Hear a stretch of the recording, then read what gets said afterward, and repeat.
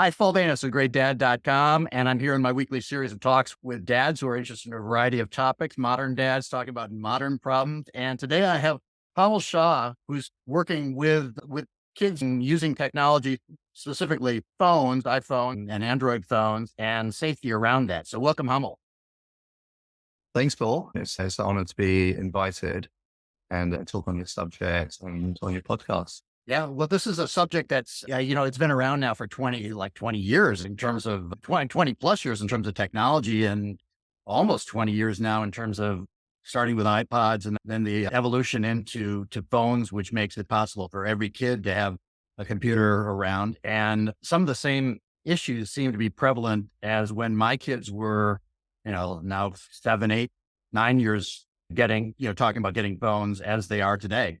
Do you think it's a bigger problem now than it was? Or do you think we're dealing with a different, that it's a similar landscape than as it was when they first came out? Yeah, I mean, I think it is different. We question, isn't this the same thing when we were kids and our parents told us not to watch TV? But Or comic books, in my case. oh, yeah, and now, if our kids just watch TV or read comic books, we'd be, over the moon. Yeah. It, I think the key challenge is the technology and the apps and the software is designed to keep your kids hooked. That's how they make money. It's free, but the longer they spend online, that's what drives their business models. So they've got teams of engineers, cognitive scientists, and algorithms working to keep your kids on these devices. And they use some very clever psychological tools. And when you see what's happening to kids' brains whilst they're on games or scrolling on social media, you see what it's doing is firing the dopamine pathway. And this is the pathway which gives pleasure. So even before they get onto a game, that dopamine pathway is kicking off, and it's a pleasure reward pathway. So that's what's giving pleasure. And by playing into that, that's what keeps kids hooked.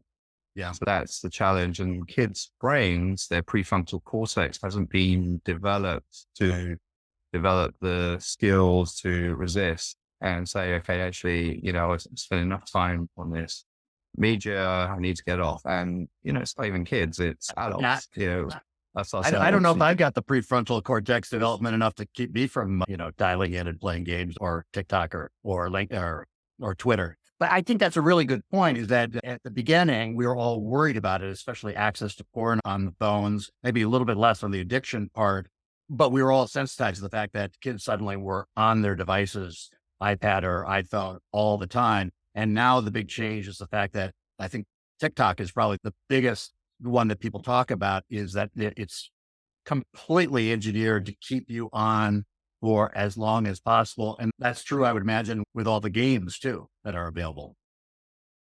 Yeah. It's basic economics. That's how they make money. And, there are good apps. There's great content on TikTok. There's great content on YouTube. Yeah. But, if you see what kids are actually watching, if you look at the data, 80, 90% of it is junk. Yeah. And the algorithm is feeding them, that what they want and what's going to get their attention. So, say like good educational science content or whatever, it's not going to play too well with the algorithms, the way they work. Yeah. And I think the important to note too is that that there's nobody coming to protect us. There's no governing body, maybe a little bit more in Europe with the EU than in the States or elsewhere in the world, but nobody is coming to protect your kids about this. There's going to be a lot of discussion from what I've seen in the US and Congress. They don't even understand a lot of where modern technology is going, is say nothing to having the will to really try to regulate this or help protect kids. And it truly is an issue. So parents have to step in. I think we were talking a little bit earlier that dads are usually kind of the guardian of technology within the household. So what do dads need to know about this technology besides that it's potentially dangerous in terms of protecting their kids? Yeah, I think that dads generally are in charge of tech, and then the other thing is generally we used to be the ones playing games, video games with our friends. So we've got a lot of empathy with our kids, and so the challenge for dads is that I think nowadays we want to be our kid's best friend. Yeah. And so, we should embrace that and play video games with them. But first and foremost, we need to protect kids. So we need to set boundaries and help them get off some of the things they're doing. And we might not be present. So we need to get the technology to work in the way we want it to work. So today, what we're typically doing, say with an iPad or a phone, is we're taking an adult device and it's got adult content on it and it's got adult defaults and adult software. And then we're handing it over to a kid. The thing is, the tech companies make it really, not straightforward. They make it difficult to set things up for it, for a kid. Yeah. It's change all the just one default button, settings. just put in an age and that works. Yeah. And So kids are smart enough if the age requirement is 13 or 18, they're smart enough to just say, I'm 13 or I'm 18 or I'm 21 or. Yeah. Let me point out a massive irony. So Roblox, which is this gaming platform, 80% of their users are under 13. If you download Roblox in the App Store, you have to be above 13. Yeah. So, you can't download it unless you're over 13, but 80% of their users are under 13. So it shows you, and all your kids' friends are playing Roblox. Right. Could you say, hey, I'm going to set their age at, below 13, or do you set it above? Because you don't want them to miss out as well. Yeah. So the challenge for a father today is to be able to find balance. You don't want to cut them off completely from technology because we live in technology. It's all around us. But how can you stop them just being on technology all the time? How can you stop technology or a device being the activity of first resort? They run into the house, don't even say hi. Boom, where's the device on it? And, that's the challenge. How can you balance things out so that they are playing sports, they are reading, doing, other creative things, as well as spending some time, playing games and strolling with their friends. Yeah. And you have a technology solution that we'll talk about a little bit later. But I think staying in this area of boundaries, I try to say to everybody that, we still are the heads of the household and we still can create boundaries. You still can say no, even if that means your kid is the only kid who doesn't have a phone or doesn't have a smartphone. You do have that power within your hands. You can do that, but you are constantly weighing it against the needs that you have. For example, in middle school or even elementary school, if your kid having a communication device, because now we have to communicate with our kids in all kinds of situations. And then later on, somewhere around middle school or high school, is that the social media makes it almost mandatory that they have a phone at school or at parties, because that's the way they communicate with each other, even when they're in the same room. So if your kid isn't on those devices or on those platforms, they completely miss out. And then add on top of that, a lot of schools require them now to be members of community on Facebook, which is obviously that's too square, too adult for them to even want to be on. At least it's not as compelling as it used to be, but it is really a challenge in setting these boundaries. I can tell you, we, as a family, we did not let our kids have mobile phones until they were in middle school. And we gave them purposely track phones so that they couldn't, they only had a limited number of text minutes. This was back when texting was a bigger issue. And we didn't let them have smartphones until they were 16. And that was a hard choice. And we got a lot of pushback from it, but that was the kind of the rules of the road in our house. Now that's not going to be easy for most families. So I'm anxious to talk about your solution in a few minutes. Let's talk about one of the other things that you were talking about earlier is that parents have to be aligned on what philosophy they have towards smartphones. And how do you mean that? Like between two partners, between a mom and a dad?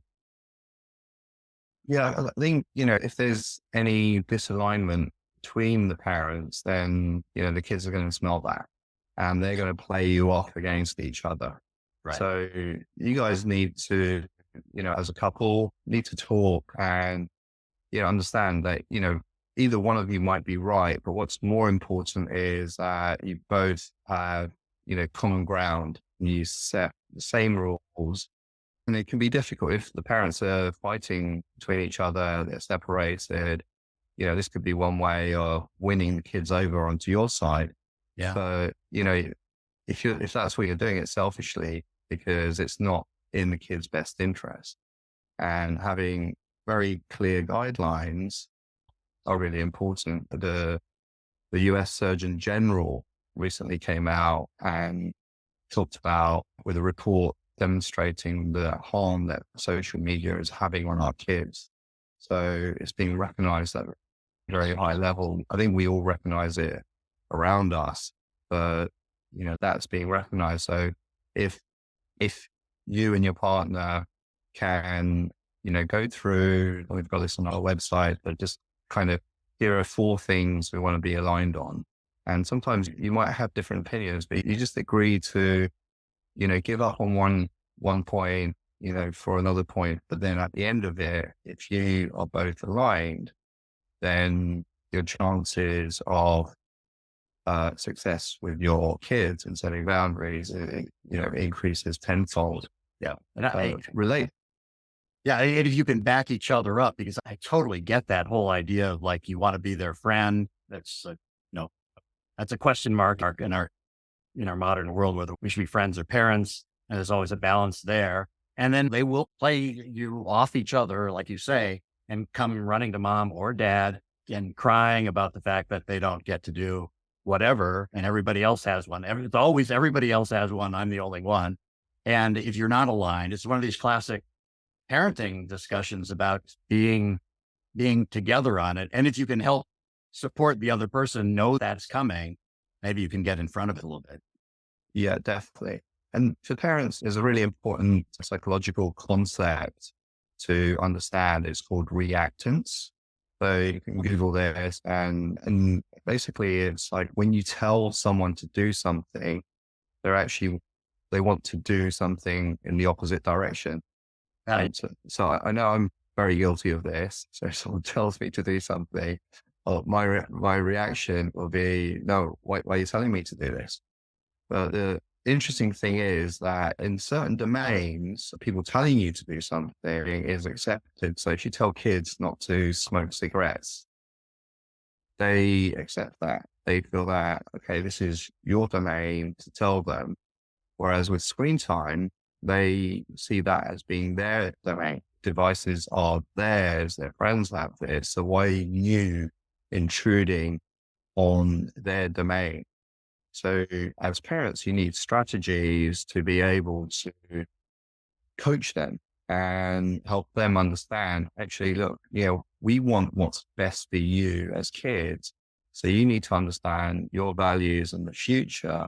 And then how do those values play out now? If you're doing, how should you be spending your time in relation to how you want to be in the future?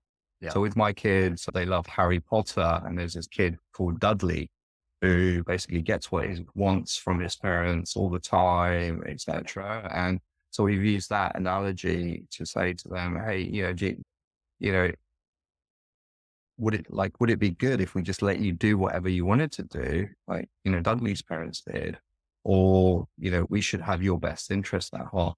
So Googling reactance, I think, is a very important thing because then it can help you understand how you can influence your kids in this domain because they think it's their domain. You don't have a right to tell them what to do in this domain. Yeah. Well, I think, you brought up an important point is communication with your kids. And that goes for any subject constantly. And then using things like Harry Potter works as an example that you can bring up personal responsibility or balance in these kind of adult concepts, but in a way that kids can understand and identify. That's a great way to do it. Things definitely have changed in this area too, that even 7 or 8 years ago, the kids could say, well, you just don't get it at all. And now we're further in and moms and dads do get it. In fact, we're quite often addicted to Twitter or TikTok or other things too. So modeling behavior, I would think, would be a huge thing too, is that they see you're not able to put down your phone. Why should they obey you when you tell them to put down the phone? I mean, that's an excellent point. It's, I think we're all as adults struggling from the same issue.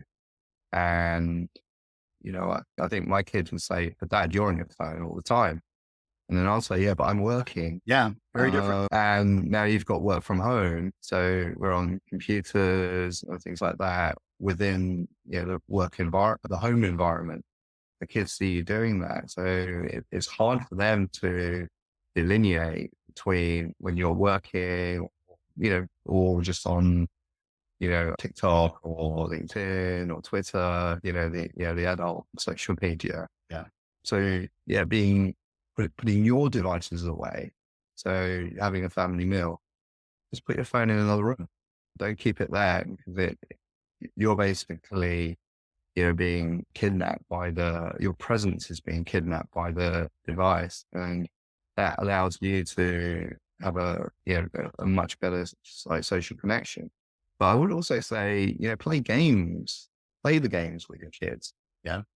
So, you can have a conversation about the games that they're playing. You have a better feel for, this game could be disturbing, or this game, is actually like pretty cool. They're building worlds, they're interacting with their friends, they're doing teamwork. Yeah. There's lots of good sides to tech. But the challenge is that it just becomes really excessive.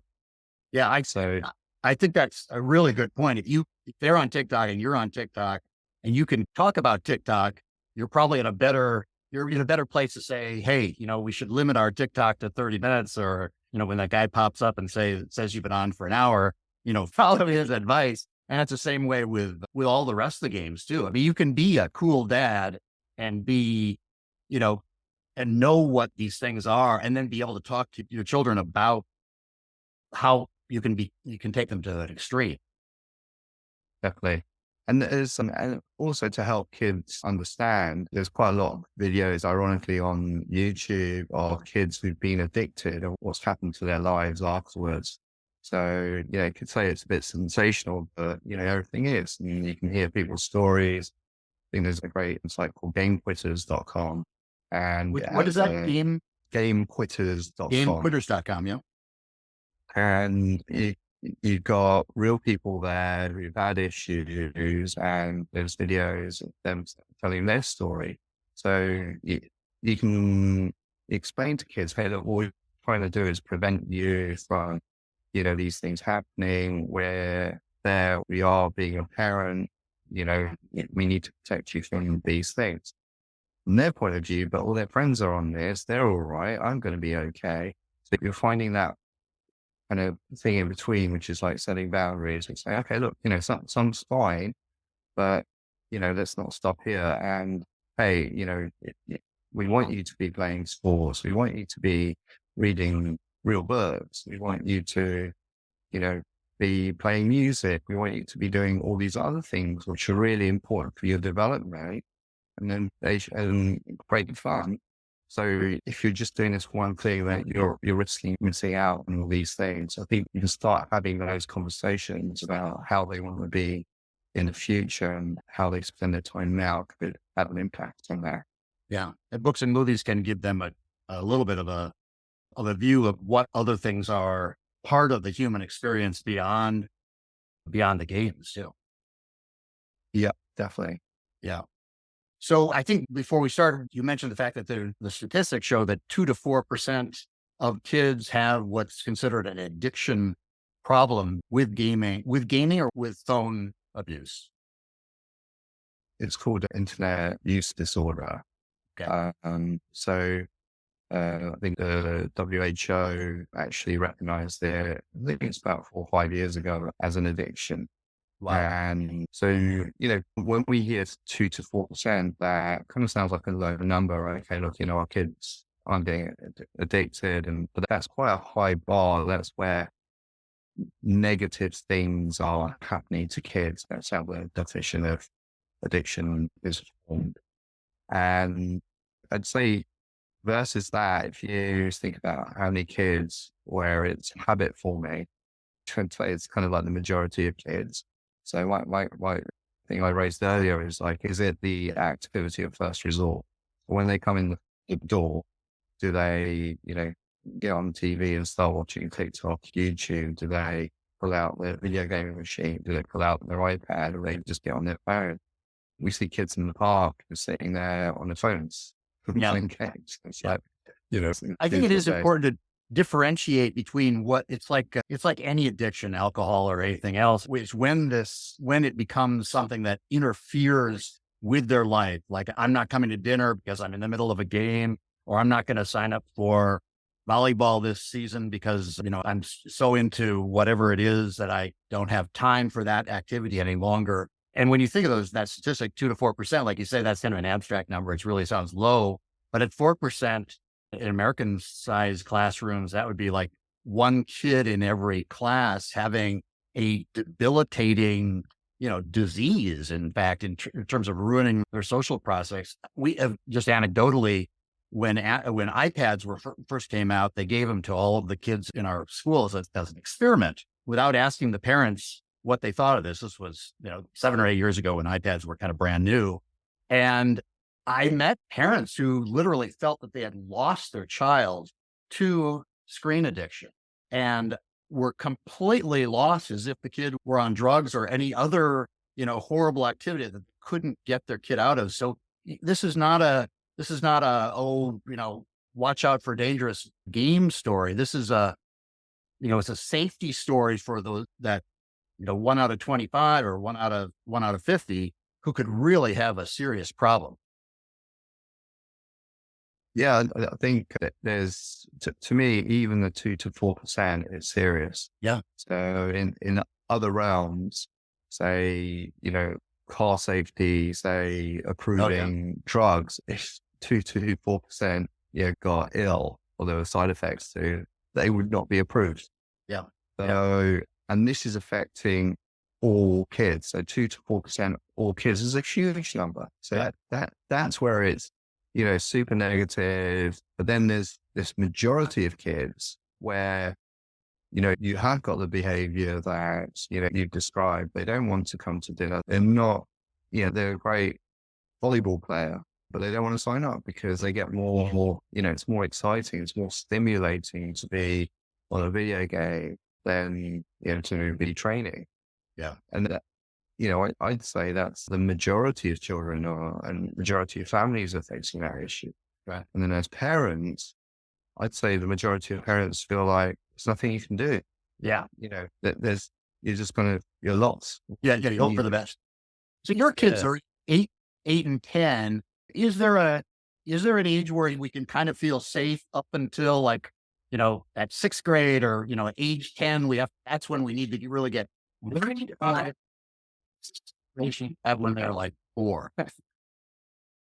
Yeah, I think there's different medical studies throughout the different age groups, and kids who are spending excessive time, on screens, even at 2 years old, there's negative effects. So there's some studies which show a correlation to ADHD.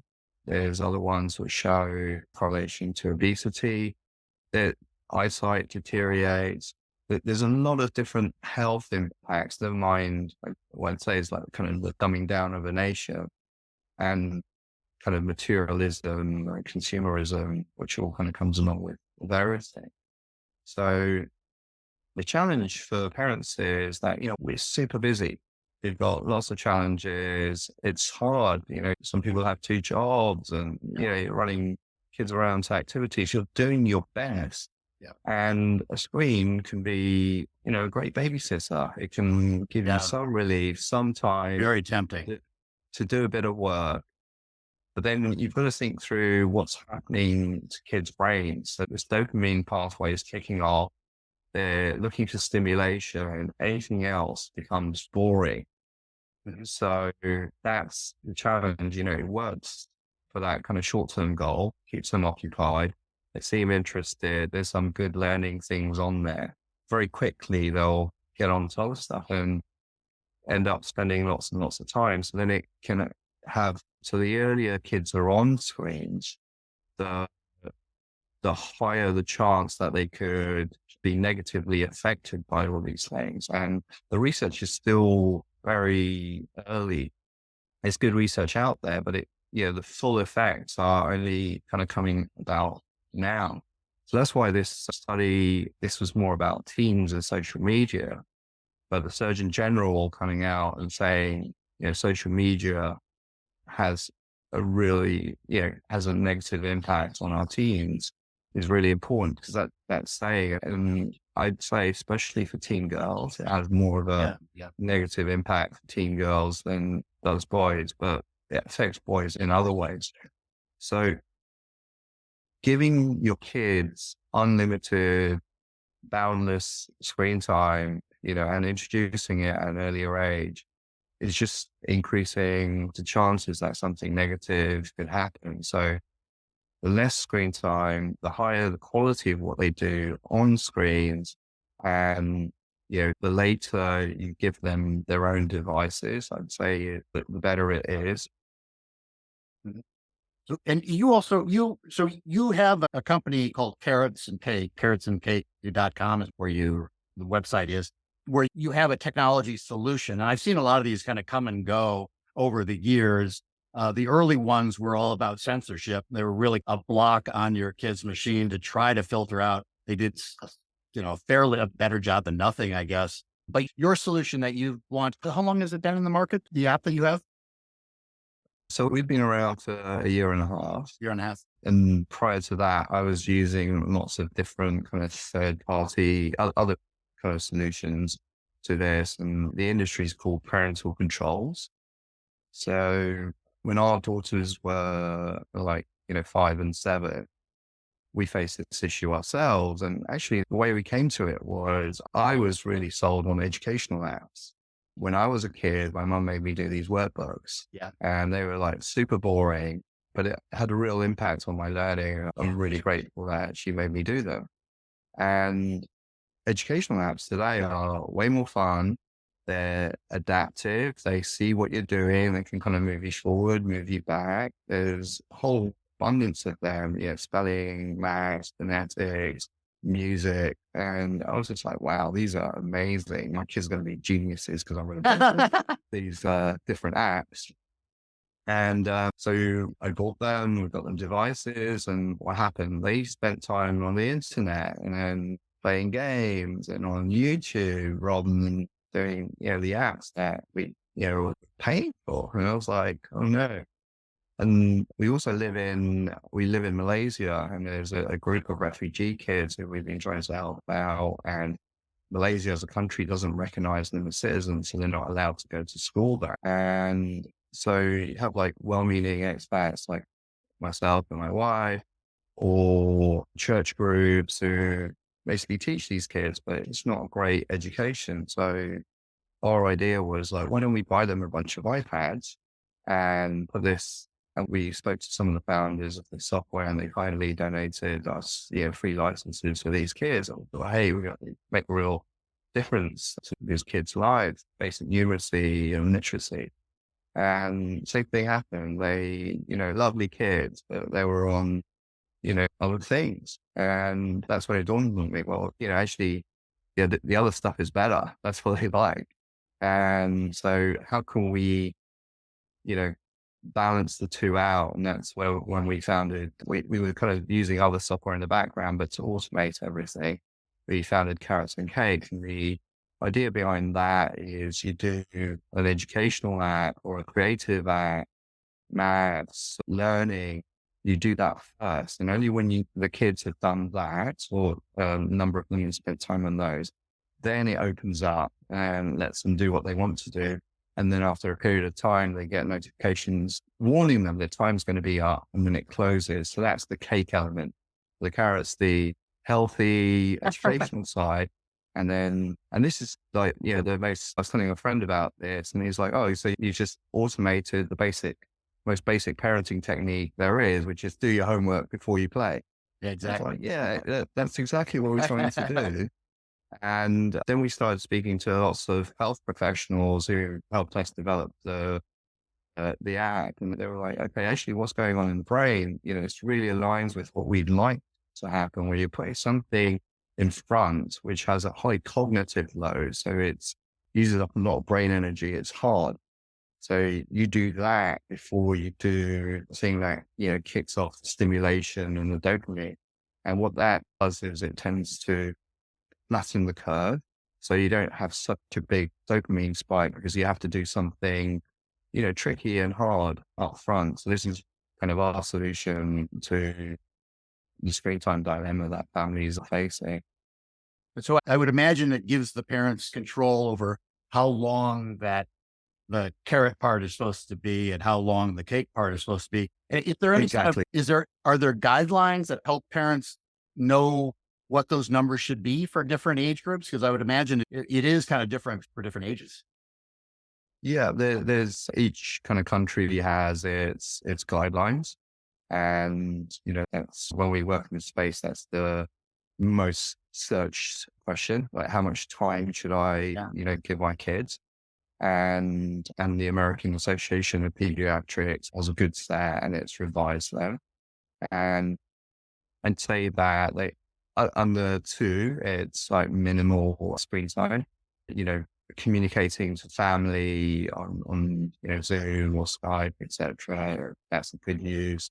Limited use of videos, kind of, and when you are spending time, when they are spending time on screens, you should be there as a parent, provide parental scaffolding.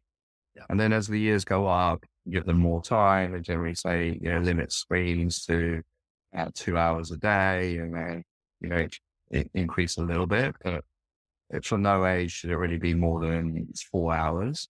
So that this is me summarizing, kind of limits throughout, different health bodies and expert bodies around the world. I think interestingly, China says no gaming during the week, and they're limited to 2 hours per day at the weekend, and that's it.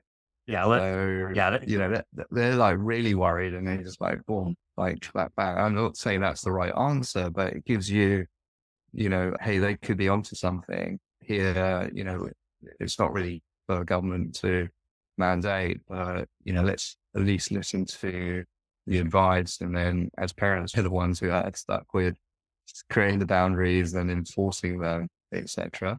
But I'd say that they're the kind of the general terms. And I think what we'd add is try and improve the quality and help them get off. So that's what we're trying to do. And who chooses the more educational programs that they could do? Do the kids have a choice? Like today I'm going to read, tomorrow I'm going to do Duolingo, third day I'm going to do music, or how is that chosen? Yeah, so we've Cats and Cake. You can see it as a platform. So we allow the parents to choose, and we highly recommend the parents discuss this with the kids, give them choice. Autonomy is really important. Yeah. And say, hey, look, there's all these great apps out here. Which ones would you like to do? Which ones do you think are fun? Which ones do you want to learn more on? So with our girls, like they really like Chess Kids. It's a game, but there's strategy involved. You learn things, there's a community around it. There's another one called Flipper Clip, where you do drawings and it animates them. So you can write, they do these animated stories. There's a lot of great creative stuff. We really like the creative academic things. So, but to answer your questions, parents choose, we help. We've got lots of recommendations for different age groups, whether you have to pay or not, and based on, kind of the areas that you think. So we've tried and tested. We've got some external testers as well who've tested these apps. And so we can help recommend to parents. Parents should definitely discuss with their kids, hey, look, would you like to do this? Or would you like to do this? And give them a choice. And, having them bought in is super important. A lot of parents also want apps which are aligned to their school's curriculum. So our girls get set homework, which they're supposed to do, every day, a little bit every day.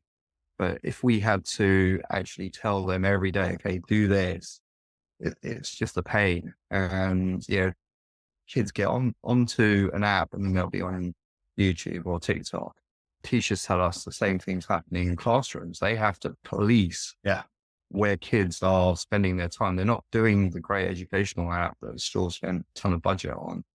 They have to be, kind of, watching over everyone's laptop. So that's what we're trying to do. But we really advise parents that, download an app, we can help recommend it, but then describe it to a kid, give them some choice. You can have different apps on different days, you can mix it up, etc. Yeah, I'm very glad that we're in sync with this idea that this is not a spend it and forget it kind of thing. I know that's very attractive to people. It's like, I've got one thing I could check off my worry list is, I've got Carrots and Cake app and they'll just take care of it. It still requires communicating with your child and having an ongoing discussion that's age appropriate in terms of what's needed. Now on carrotsandcake.com, you have a couple resources. You've got a digital parents cheat sheet at carrotsandcake.com/cheat-sheet. And I'll put that in the show notes. Can you tell me what that's about?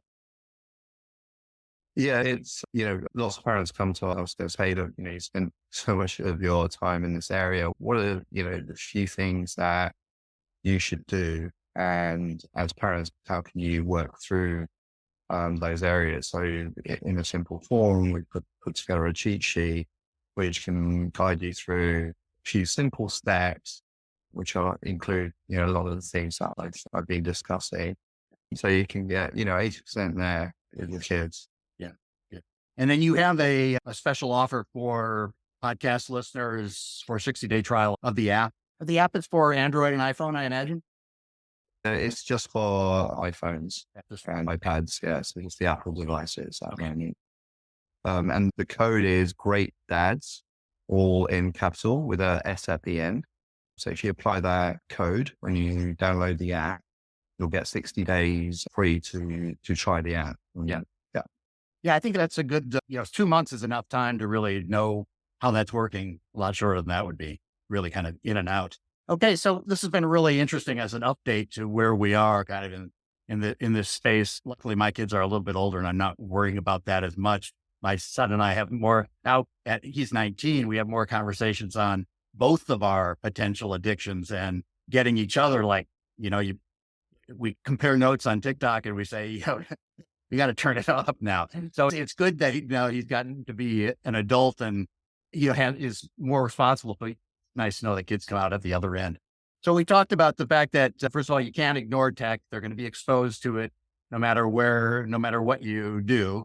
It's important to understand where your kids are and how kids are motivated. Very important to set boundaries, whether you're using your app or not. You need to set boundaries and know what those boundaries are so they're defined. That's key. And I know it's hard as dads sometimes to set those boundaries, but it's really important that kids know when they're going over or not. And then finally, that parents are aligned, that you not only have the conversation with your kids, but you have the conversation with your partner so that you both have the same philosophy. I'd add on to that list too, is that if you can get Carrots and Cake and install that, do that as early in the process as possible, because the one thing that a lot of parents don't know or don't fully comprehend in this whole progression of their kids getting older is that it is almost impossible to take away a privilege once you've given it to them. So if you give them an iPhone at age 10, you're not going to be able to say a year later, this hasn't worked out that well, I'm taking it back. It just doesn't happen.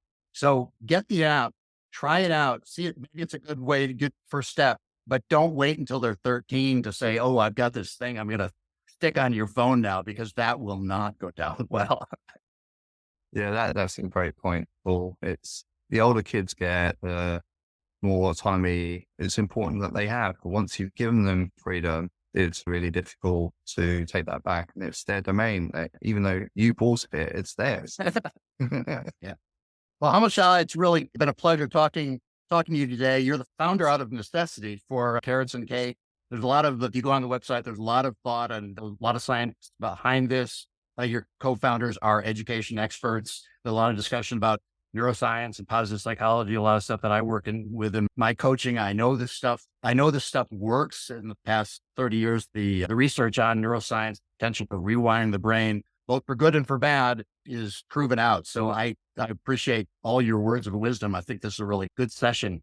So go to carrotsandcake.com. Again, carrotsandcake.com/sheet for that special resource. And then also Great Dads as a promo code for a 60-day experience.